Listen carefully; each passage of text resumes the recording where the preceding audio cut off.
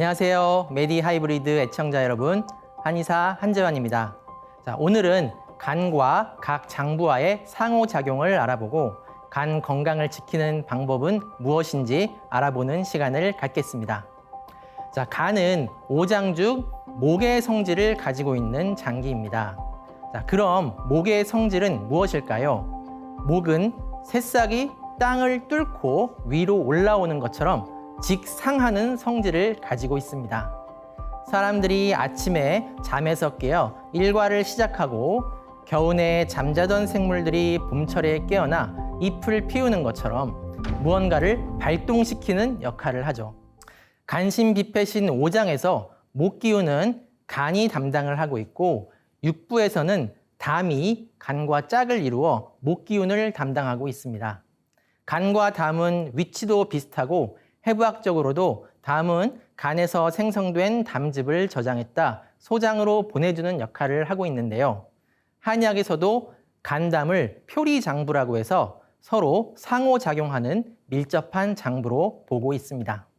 자, 우리가 속담에 보면 기백 있고 용기 있는 사람을 보고 담대하다, 담이 크다라는 표현을 하기도 하고요. 그리고 반대로 깜짝 놀라거나 두려움을 느낄 때 간담이 서늘하다 이런 표현도 하고요.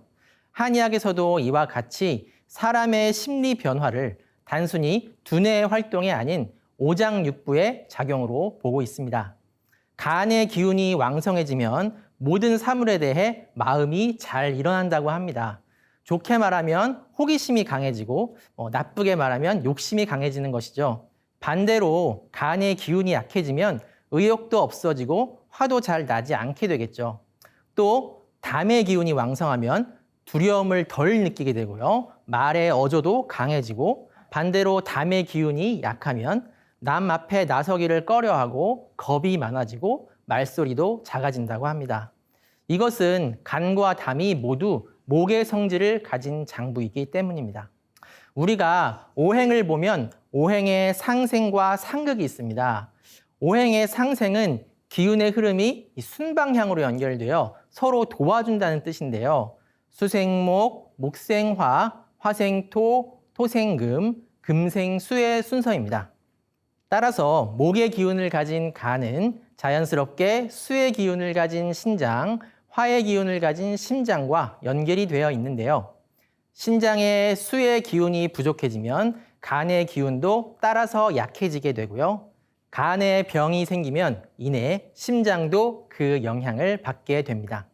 오행의 상극은 반대로 기운의 흐름이 역방향으로 연결되어 서로를 견제하고 제어하는 관계를 말합니다. 수극화, 화극금, 금극목, 목극토, 토극수의 순서인데요. 이 상극은 얼핏 보기에 상대를 억압하기 위한 것으로 볼 수 있지만 오행에서의 상극은 억압이 목적이 아닌 상생의 과정을 도와주기 위한 견제인 것입니다. 예를 들어 목기운은 응축되어 있는 수기운이 분열하여 화의 기운으로 변화하는 과정에서 나타나는 기운입니다. 그런데 이 목기운만으로는 수기운을 힘있게 위로 올려 보내주기가 힘듭니다. 여기에 금극목이라는 상극의 원리에 의해 금의 견제가 들어오면서 이 직상하는 목의 기운을 한층 강하게 만들어주게 됩니다. 간도 기운을 신장으로 올려 보내줄 때 금의 장부인 폐의 도움을 받는데요. 해부학적으로 간은 횡격막 바로 아래에 위치하여 있기 때문에 우리가 호흡을 할 때 횡격막이 내려가면서 간을 압박하게 됩니다. 그러면 간에 고여있던 피들이 압박을 받아 정맥을 통해 쉽게 배출되고 그 피들이 하대 정맥을 통해 심장으로 보내지게 됩니다. 또한 목극토의 원리에 의해서 간과 비도 상호작용을 하는데요.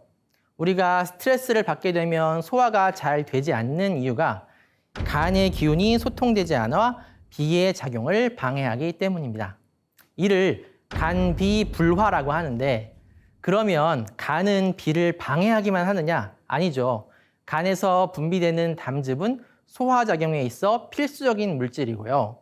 소화기관에서 나오는 피는 간 문맥을 통해 간으로 바로 들어가기 때문에 이 간과 비는 서로 뗄래야 뗄 수 없는 밀접한 상호작용을 하고 있습니다.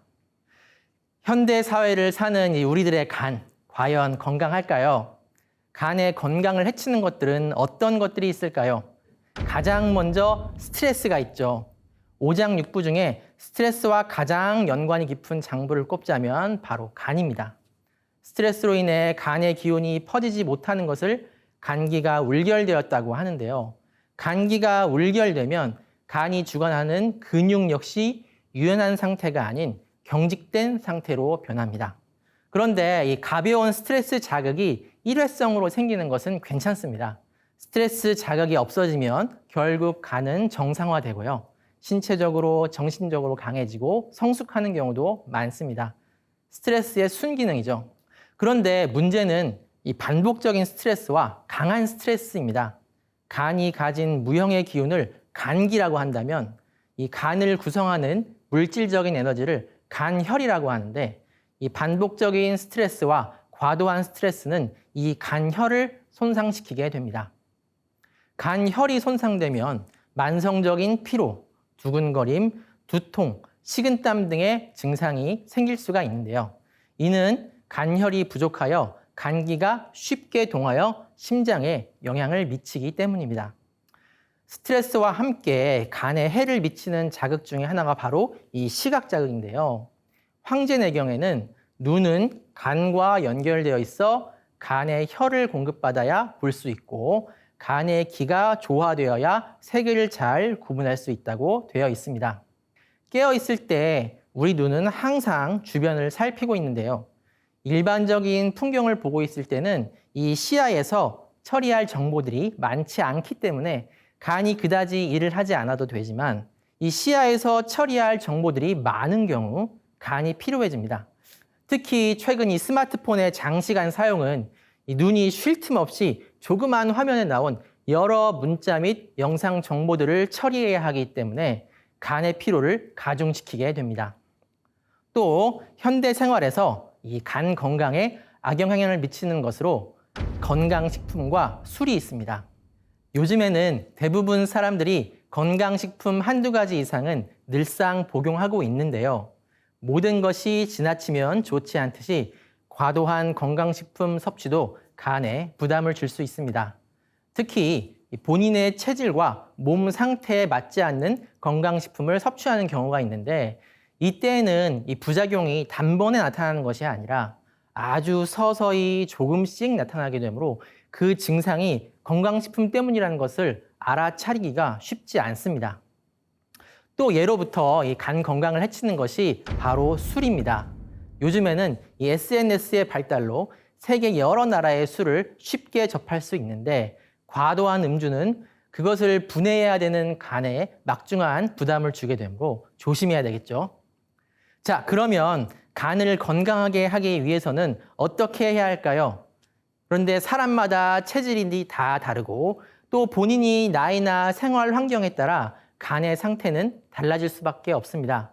따라서 나에게 맞는 방법을 찾기 위해서는 먼저 내 간의 상태를 제대로 이해하는 것이 중요합니다. 한의학에서는 어떤 증상의 원인을 찾을 때 허실이라는 표현을 쓰는데요. 즉, 장부의 기운이 과잉되어 생기는 증상인지 아니면 기운이 부족해서 생기는 증상인지를 구별하여 다른 방법으로 치료하는 것입니다. 간도 기운이 몰려 과잉됐을 때 생기는 증상과 기운이 부족하여 발생하는 증상이 다르고 그에 맞는 치료 및 관리 방법도 달라지게 됩니다. 자, 먼저 간의 기운이 소통되지 않아 기운이 과잉되고 열이 발생했을 때의 증상을 알아보겠습니다. 간의 기운이 뭉쳐 있으면 옆구리와 가슴 부분의 통증이나 당기는 느낌이 발생합니다.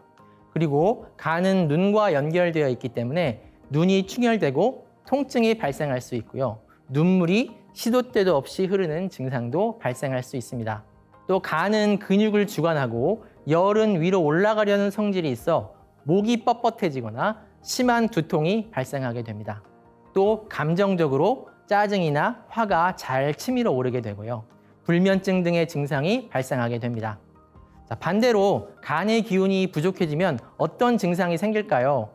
근육의 힘이 떨어져 팔다리를 움직이는데 힘이 들고 무릎 밑이 차고 쥐가 잘 나게 됩니다. 눈도 아프기보다는 침침해지고 시력이 떨어지는 증상이 생길 수 있습니다. 또한 피부가 푸석해지고 손톱이나 발톱이 잘 부서지고요. 두통보다는 어지럼증이 잘 발생하게 되고요. 매사에 의욕이 없고 피로해지며 자꾸 눕고 싶고 자고 싶은 마음이 들게 됩니다. 식욕이나 소화 능력도 떨어지게 됩니다. 자, 그럼 간의 기운이 과잉됐을 때는 어떻게 관리해 주어야 할까요? 자, 먼저 생활 속에서 오는 스트레스를 줄이도록 노력해야 되고요. 옆구리 및 다리 안쪽 부위를 스트레칭하는 운동법도 좋습니다. 한방 차 중에 치자나 결명자는 이 심장과 간의 열을 내려주는 작용을 하기 때문에 자주 마시면 좋습니다. 또한 우리가 수행을 할 때 복식 호흡으로 하단전에 집중을 하고 긴 호흡을 하게 되면 간 부위가 이완되면서 막혀있는 기운이 자연스럽게 소통되게 됩니다.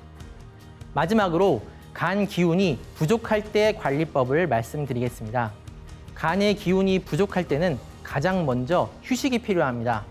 충분한 잠을 자야 하고 규칙적으로 영양가 있는 식사를 하는 것이 중요합니다. 쌍화탕이나 사물탕 같은 한방 처방도 간 기운의 부족을 채워줄 수 있는 약이고요. 근본적으로는 생활 속에서 정기 관리에 힘쓰고 수행을 통해 신장의 수기, 즉 정을 강화시키는 것이 간 기운의 부족을 채울 수 있는 방법이 될 것입니다. 자, 이상으로 오장육부 심화 과정 첫 번째로 간에 대해 알아보았습니다. 내 몸의 건강 상태를 확인하고 간 건강을 지키는 데 도움이 되셨길 바랍니다. 고맙습니다.